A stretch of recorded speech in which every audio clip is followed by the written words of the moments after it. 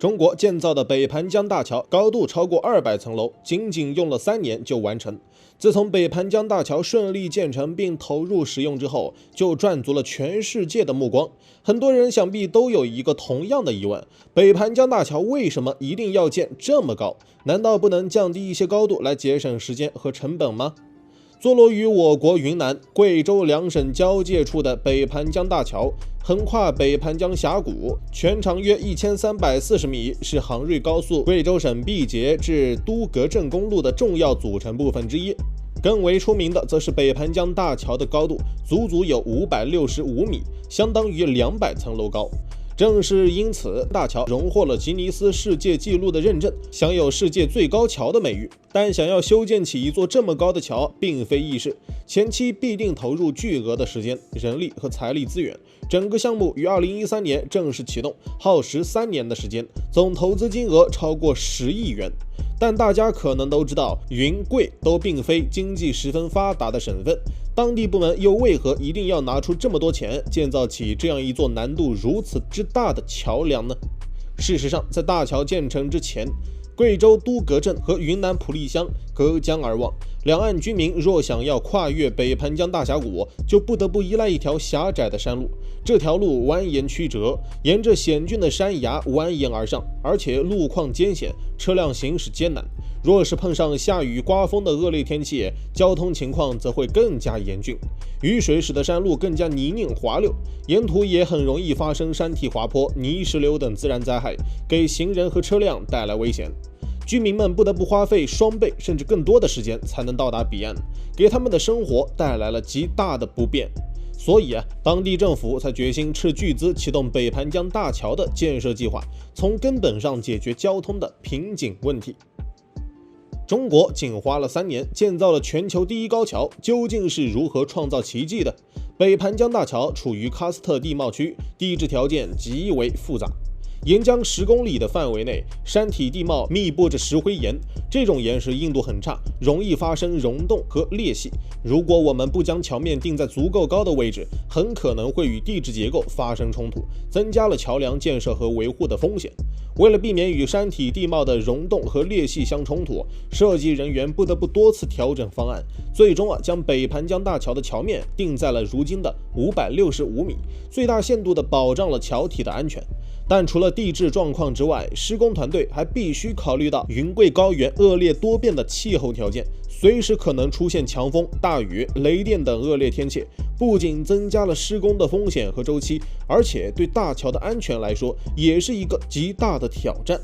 在规划和施工过程中，施工团队充分考虑了地质、水文和气候等因素，创新性地引入了许多新技术和新材料，确保工程的顺利进行和高质量完成。其中，纵移悬拼技术在北盘江大桥的钢横梁阶段的吊装工作中发挥了关键作用。施工人员利用专业设备和精密控制系统，先将桥梁分为数百个部分，在地面上组装完成后，用直升飞机将重160吨左右的钢横梁准确地吊装至指定位置，不仅缩短了施工周期，还大大降低了施工风险，保障了施工人员和设备的安全。除了提升施工效率和安全性外，纵移悬拼技术的应用还严格遵循了绿色贵州的环保理念。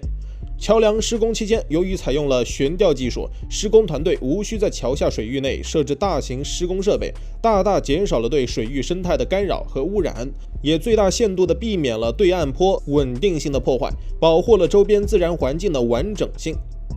北盘江大桥是全球第一大桥，中国建造的时候究竟克服了哪些困难？为了应对随时可能出现的暴雨和洪水状况，北盘江大桥施工团队采取了多项应急措施，更是引入智能监测系统，实时监测河流水位和流量，并通过数据分析提前预警洪水。在山区解决用电问题也很难，全线用电至关重要的变压器重达1吨，无法拆分运输，同时又无法依赖大型机械的帮助，施工团队只能依靠32名工人，动用最原始的撬棍等工具，历经1个月的艰辛努力，将变压器成功运送到指定位置，艰苦架设近100根电线杆，以满足项目的用电需求。北盘江大桥的顺利竣工，也标志着西南地区交通干线的连接纽带打通了原本交通不便的地区，极大地促进了西南地区的交通便利化，为数以百万计往来于云南、贵州的山区居民带来了实实在在的便利。原本需要数小时的车程，如今只需要1个多小时。常年居住在山区里的居民们也可以更容易地外出工作、求学、就医，大大提高了居民的出行效率，极大地方便了他们的生活。同时，北盘江大桥的通车推动了当地旅游业，如今越来越多来自各地的旅游观光客纷至沓来，想要一睹我国西南地区的大好风光。随着游客数量的增加，周边地区的整体经济发展势头也更为强劲。旅游业的兴盛带动了如餐饮、住宿、交通等相关产业的发展。更重要的是，北盘江大桥的建成不仅在地区内部加强了联系，也在国际层面上为中国的一带一路倡议注入了新的动力。这座大桥作为西南地区与其他地区的重要交通枢纽，连接了云南、贵州等地与邻近国家如缅甸、老挝等的陆路交通，使得中西部地区与东南亚地区的联系更加紧密，为中西部地区的产品出口和资源开发提供更多的选择和便利，更进一步促进了地区经济的繁荣与发展。每天嗨科普，我是闪电哥，咱们下期见。